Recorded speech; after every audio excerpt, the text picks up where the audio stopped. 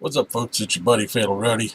Tonight we're going to be doing the SmackDown Live recap. We started off with Charlotte, Carmella, Natalya, Becky, and Tamina each cutting promos about their upcoming match for the number one contender at Money in the Bank. We then cut to the ring where Kevin Owens is doing his highlight reel. He's sitting there just flapping his lips about Money in the Bank. He intros Shinsuke Nakamura. Nakamura comes out. Kevin Owens tells Shinsuke he's going to do the same thing to him that he did to Chris Jericho. Baron Corbin then comes out and tells Shinsuke Nakamura that no one cares, and then shows a recap of last week's match with Sami Zayn, where he pummeled the hell out of him. Baron Corbin then steps into the ring, and then Kevin Owens and Baron Corbin jump Shinsuke Nakamura. The camera cuts really close to the ring, which leads everyone to believe someone's running in, and sure as hell, Sami Zayn runs in the ring. The one that was put on a stretcher last week, so I guess he miraculously recovered. Beats up on Baron Corbin and Kevin Owens, gets on the microphone and tells Baron Corbin and Kevin Owens that this is, with him, this is far from over.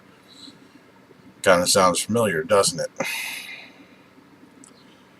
So then we have a tag team match of Kevin Owens and Baron Corbin versus Shinsuke Nakamura and Sami Zayn. This is starting to look familiar as well. It was an okay match. It was pretty decent.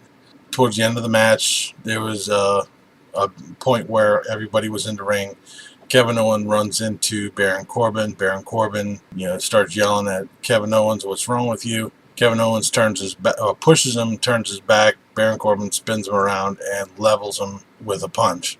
You got knocked the fuck out, man! Which allowed Shinsuke Nakamura to get the Kinshasa, his running knee strike on Kevin Owens for the win. We then cut to a part in the ring where the Usos are talking about that they have the tag team division on lockdown, and then they get interrupted by the New Day, which Big E's microphone was half cutting out.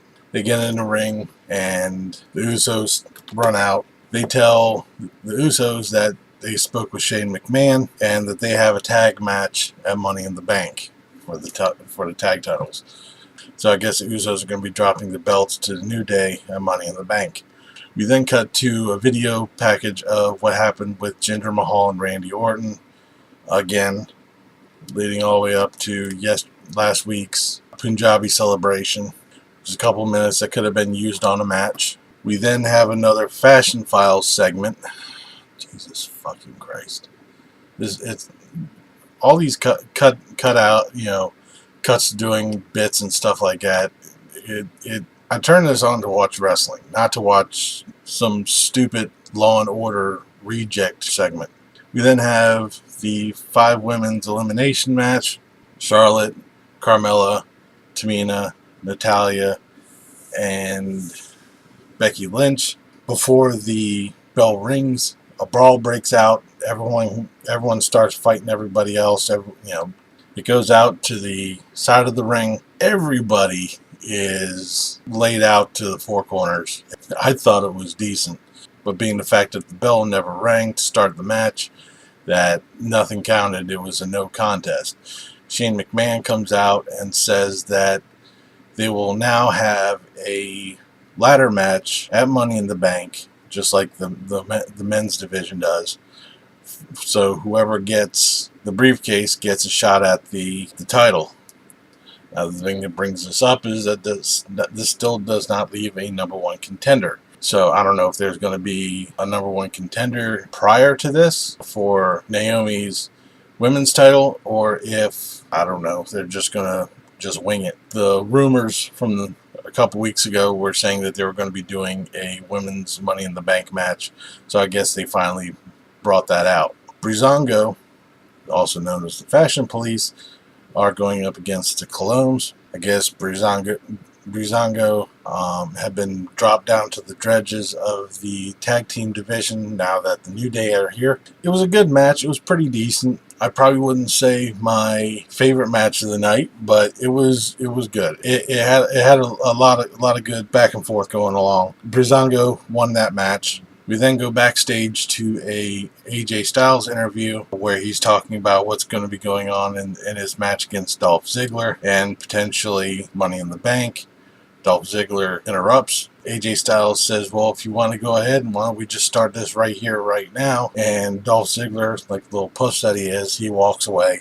Randy Orton comes out to talk about what happened on Backlash when he lost his belt. And he said he's not going to sit there and talk about what he's going to do because his father and grandfather, they didn't talk about what they were going to do. They just went out and did it. And that winning is the only option. Shortly after that, a video pops up on Titantron of Jinder Mahal, basically saying the same shit that he's been saying the past couple of weeks. You didn't miss anything. I think this is, usually the WWE has a tendency of having hometown people lose, so this is going to be interesting to see how this plays out at Money in the Bank, because it's going to be in Randy Orton's hometown. Then we come to our main event, Dolph Ziggler versus AJ Styles. This was a good match. I really liked this match. There was a lot of going back and forth. I was hoping that AJ Styles would have won, and a couple points it almost came to be that. Dolph Ziggler came back quite a bit. AJ Styles got Dolph Ziggler in the calf crusher, which almost looked like he tapped out. I was almost confused at that point, but he didn't. Dolph Ziggler won with the zigzag. So they announced that next week there's going to be a match between Shinsuke Nakamura and Kevin Owens. We're going down the same road that we're going with Raw. Last week we had a 6-man tag match with the faces against the heels. And then we had a tag match today with a faces against the heel. And then we had singles with the faces against the heels. Next week we have, like I said, we have Kevin Owens against Nakamura. So we're probably going to have another match between Ziggler, I'm going to guess, Ziggler and Sami Zayn, and Baron Corbin and AJ Styles. In some form or another. We may have another tag match. I don't know if we're going to pull a triple threat match. They need to... I understand. I totally understand. These people have a storyline going up to the pay-per-view. But I don't want to see them every week facing the same people or the people that they're going to be facing at the pay-per-view. It's going nowhere. Put Corbin against Orton. Put Sami Zayn against Jinder Mahal. Actually, they went up a couple weeks ago, but still, they're not in a linked story. I understand the storylines and stuff like that, but to see it every week and it's to the point where it's predictable. They need to redo the way they do their matches. This SmackDown was good.